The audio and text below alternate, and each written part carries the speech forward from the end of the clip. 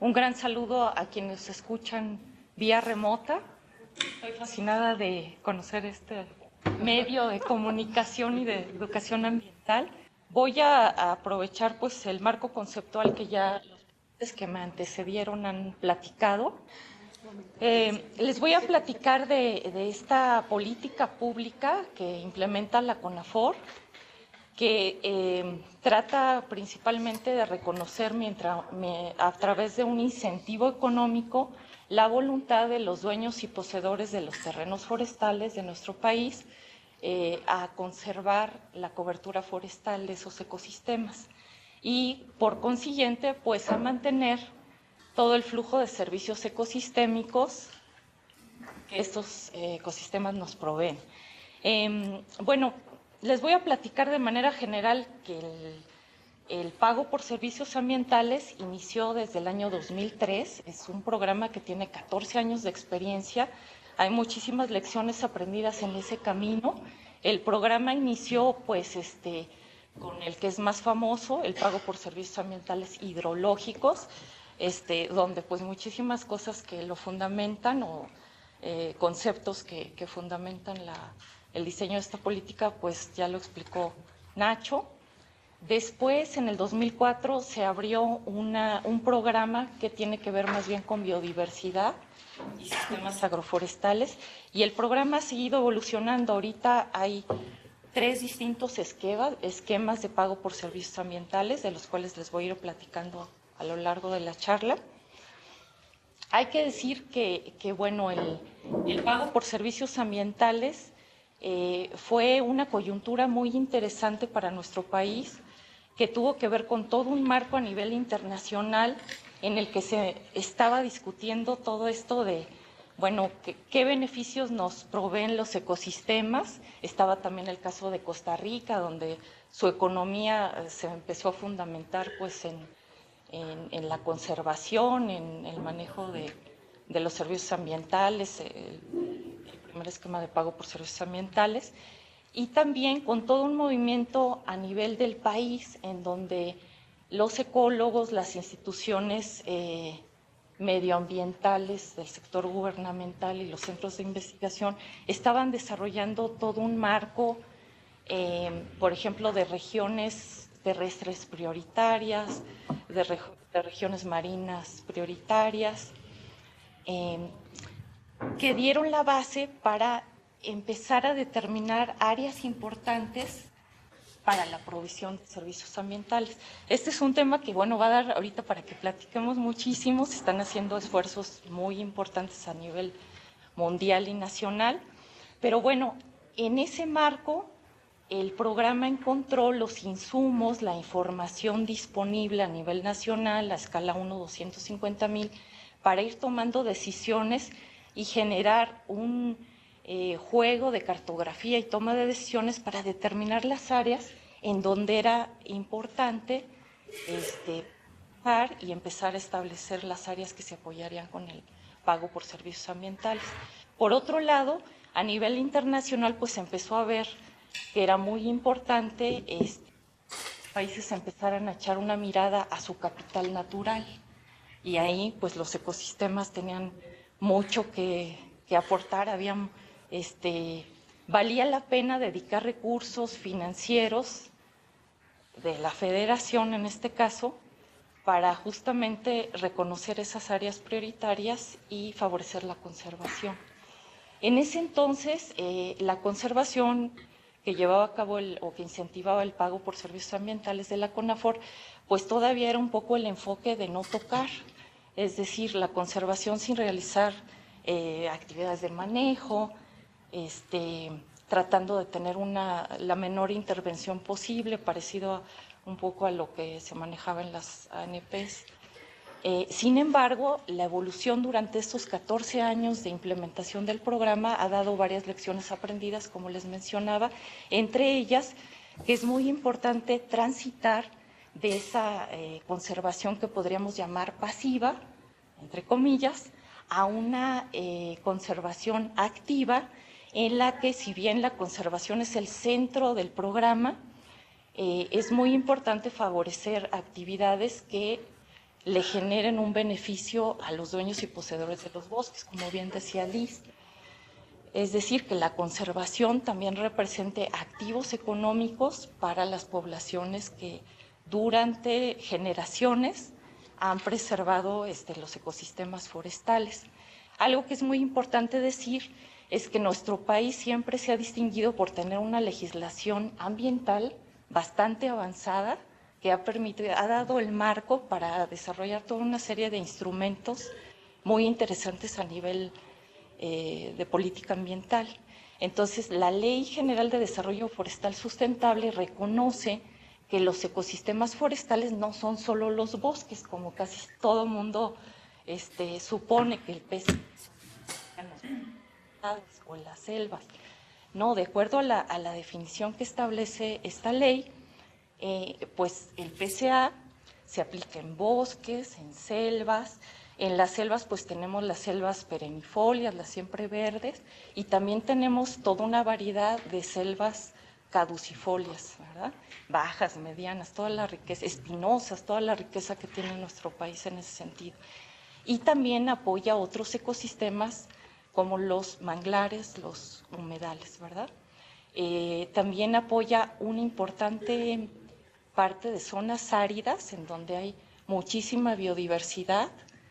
Y bueno, eso me interesaba mucho platicárselos porque casi siempre se nos asocia solo a bosques. Entonces, ha ido evolucionando, empezó apoyando solo bosques y selvas y se dieron cuenta los implementadores de este programa que era necesario ampliar, que había muchas posibilidades de incluir a otros ecosistemas con distintos tipos de protección.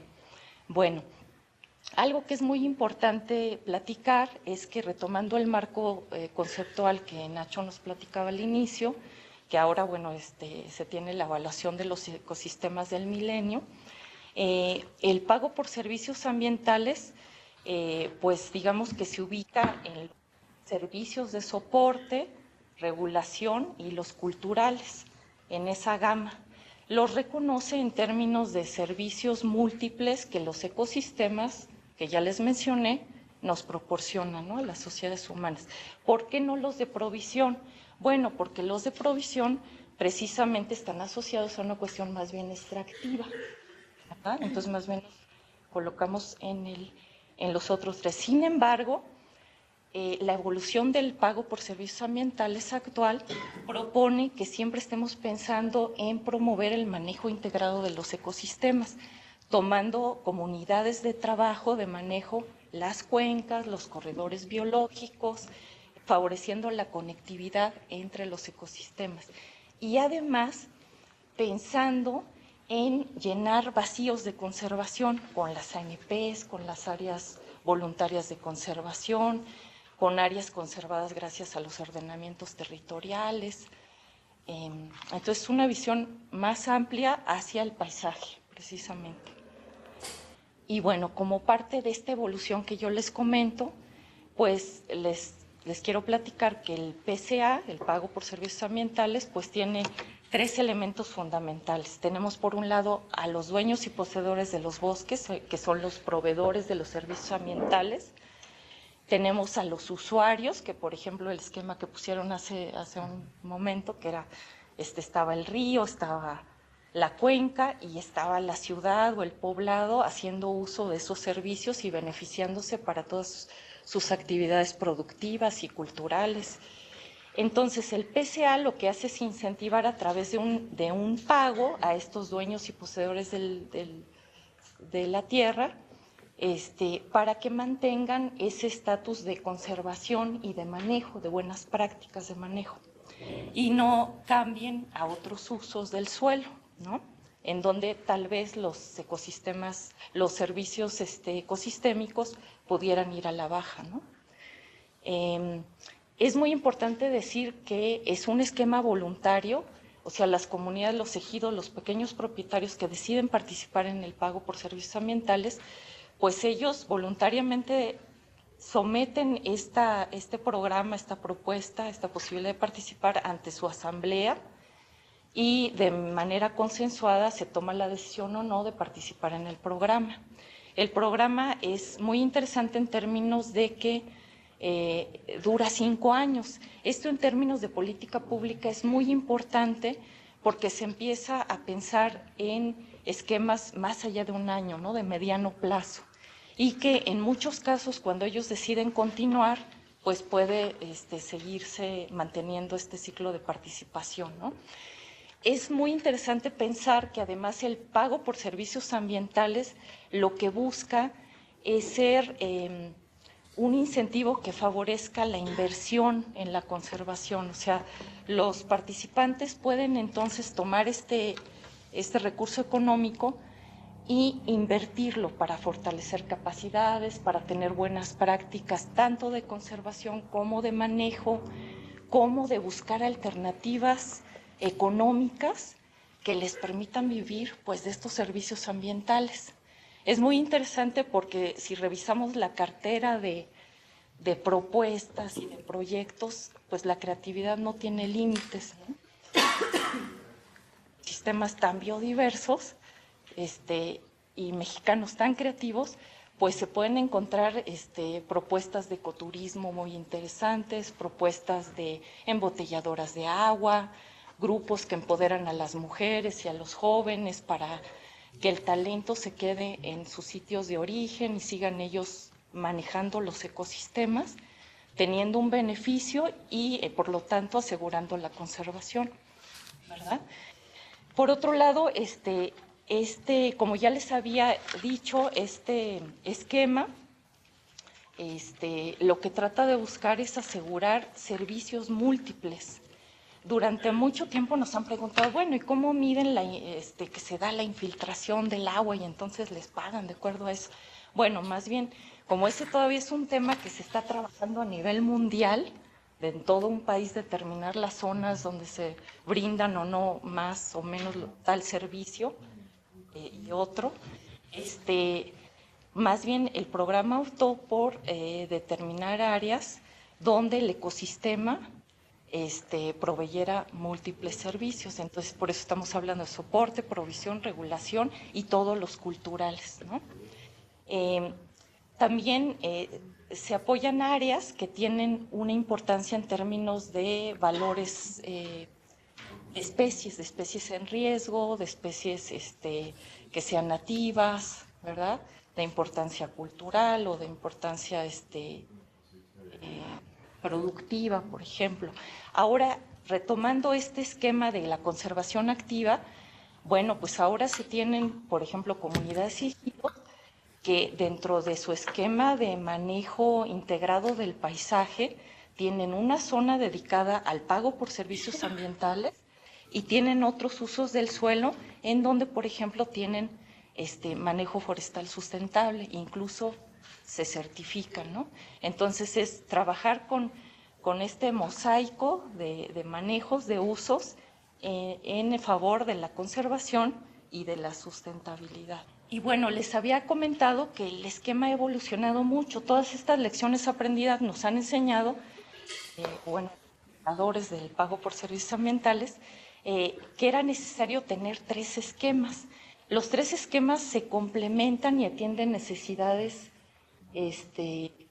muy específicas que se han venido observando. Se tiene el gran programa de pago por servicios ambientales, en donde el usuario de los servicios ambientales vendría a ser el Estado. El Estado, mediante la recaudación que se hace de nuestros impuestos, asigna a través del presupuesto de egresos de la Federación y de la Ley Federal de Derechos una cantidad anual que permite apoyar este programa y a los proveedores a nivel nacional de pago por servicios ambientales. Por otro lado, se tienen los mecanismos locales de pago por servicios ambientales a través de fondos concurrentes. Este es un esquema muy interesante porque, como su nombre lo dice, se favorece la concurrencia, es decir, la inversión en el territorio, por un lado, del presupuesto federal, del PEF, que viene de nuestros impuestos, de la recaudación, y por otro lado, de la inversión que decidan hacer, por ejemplo, empresas, gobiernos estatales, municipales, organizaciones de la sociedad civil e incluso empresas paraestatales. Entonces se logra una mayor eficiencia de los recursos en el territorio y en ese caso es posible hasta aumentar el monto del pago por servicios ambientales por hectárea y logrando ahí esquemas muy interesantes de colaboración con nuestros socios. Por otro lado, se tiene el Fondo Patrimonial de la Biodiversidad, que es en el programa en el que yo tengo el gusto de colaborar, que proviene, también es una concurrencia, pero provino el dinero de un donativo del GEF, bueno, ya son 2 donativos, y de aportaciones del gobierno federal, en proporción de 50 a 50. Eso se metió a un fondo patrimonial que genera intereses y a partir de los intereses se apoya un PCA de largo plazo, en donde los dueños de los bosques pueden participar en quinquenios que pueden ser renovables. Entonces eso garantiza pues una conservación a perpetuidad, digamos, mientras ellos quieran seguir participando. Aquí les enseño, por ejemplo, el universo de socios que tenemos en el programa de fondos concurrentes, de mecanismos locales de fondos concurrentes. Tiene además este esquema un gran atractivo, que es que favorece la inversión para la conservación a través de emitir un recibo de deducibilidad. Esto creo que es una innovación muy interesante. Bueno, este es el gran universo de los servicios ambientales, del pago por servicios ambientales, los 3 esquemas, que son 2.5 millones de hectáreas en todos los ecosistemas. Tenemos principalmente pagos en los bosques, en las selvas, zonas áridas y manglar. Gran parte está en zonas de áreas naturales protegidas, haciendo una sinergia con este otro mecanismo de conservación. Es muy importante hablar que además el 70% de los pagos por servicios ambientales se hace en zonas estratégicas, reservas de agua según la Conagua en el país, y además el 95% de zonas que están reconocidas por el Senapred como con riesgos a desastres naturales o a riesgos, por ejemplo, meteorológicos. Tenemos ahorita alrededor de 4.469 beneficiarios. Bueno, rápidamente, aquí, por ejemplo, les voy a hablar de un instrumento muy interesante que además es innovación del programa, que es un instrumento de planeación participativa. Entonces, cada beneficiario, cada participante en el programa tiene la obligación de reunirse cuando es ejido y comunidad y platicar del estado de su predio, cuáles son los problemas que tiene, cuáles son las oportunidades, las amenazas, y entonces en base a eso diseña un diagnóstico y un programa de intervención y de manejo durante 5 años. La CONAFOR está sumándose al Sistema Nacional de Monitoreo de la Biodiversidad y tenemos unos ejemplos muy bonitos de comunidades que han sacado cientos de fotos, han hecho brigadas de monitoreo comunitario y han logrado ir documentando pues las especies que tienen en su territorio. Esto es un ejemplo muy loable que se llama la comunidad indígena de Chiquihuitán y Agua Salada en Jalisco, en donde ellos pues han logrado detectar 5 de las 6 especies de felinos que hay en México.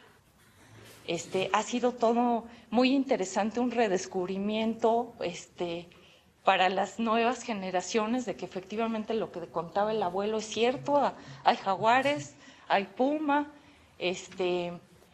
y bueno, esto en términos de orgullo y de educación ambiental al interior de la comunidad y dándoles una gran inspiración para seguir trabajando por la conservación y el manejo. ¿Cuáles son los retos? Pues hacer evidente, seguir ayudando a las comunidades y a los ejidos a que conozcan sus servicios ambientales, participen de una forma creativa utilizando este instrumento económico para seguir desarrollando su territorio.